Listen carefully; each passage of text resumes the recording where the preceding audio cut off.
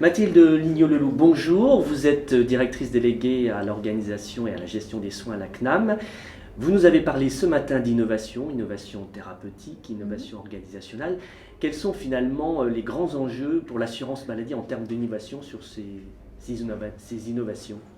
Alors, on voit bien que l'assurance maladie prend en charge l'innovation thérapeutique et qu'on a aujourd'hui des grands défis en termes de juste prix de cette innovation. Nous avons des innovations médicamenteuses très intéressantes, très innovantes pour la prise en charge de l'hépatite C qui produisent des effets, avec nous des enjeux du coup de faire face à cet impact financier pour l'assurance maladie. Ça passe à la fois par des mécanismes de régulation financière, budgétaire, qui sont renforcés là dans le PLFSS 2017.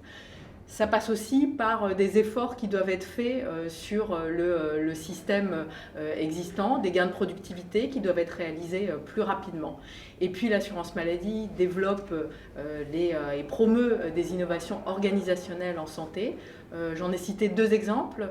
D'abord la négociation avec les médecins.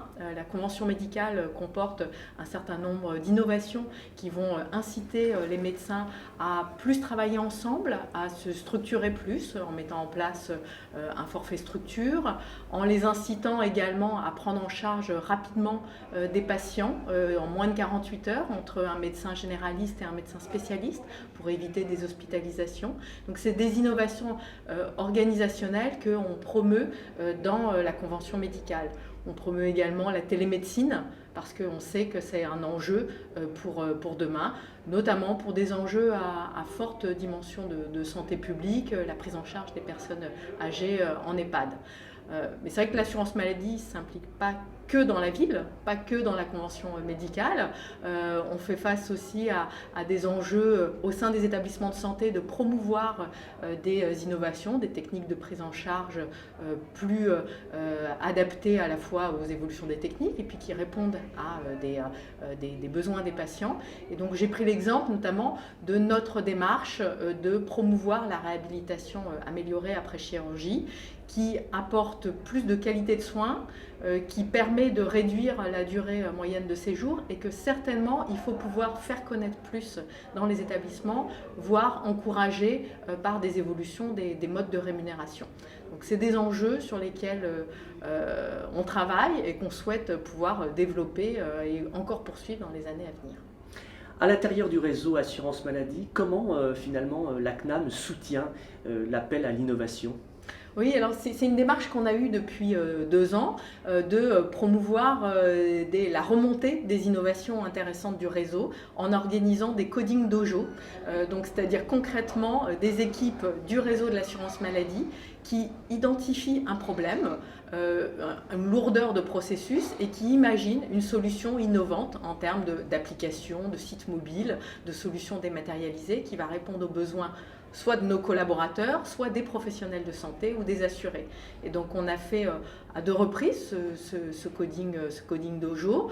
À la suite du premier, on a développé une application concrète pour les médecins qui s'installent ou pour les médecins qui vont remplacer un nouveau médecin pour faire toutes leurs formalités en ligne.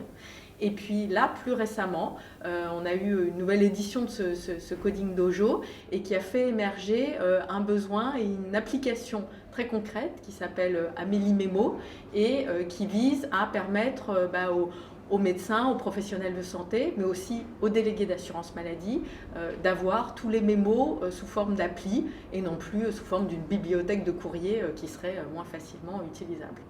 Innover est une chose, déployer des outils nouveaux en est une autre. Quels sont finalement les enjeux à venir pour l'assurance maladie en termes d'innovation ?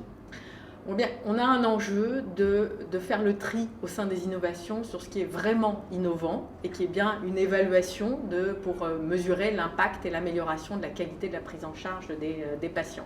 Une fois qu'on a un dispositif qui est identifié comme innovant, notre enjeu c'est de faire en sorte qu'il puisse être généralisable plus rapidement sur l'ensemble du territoire. Donc à la fois qu'on l'encourage, qu'on adapte éventuellement les instruments de financement et puis qu'on fasse connaître ces dispositifs pour qu'ils puissent être bénéficiés au plus grand nombre et améliorer la qualité de la prise en charge des soins. Mathilde Lignot-Leloup, je vous remercie.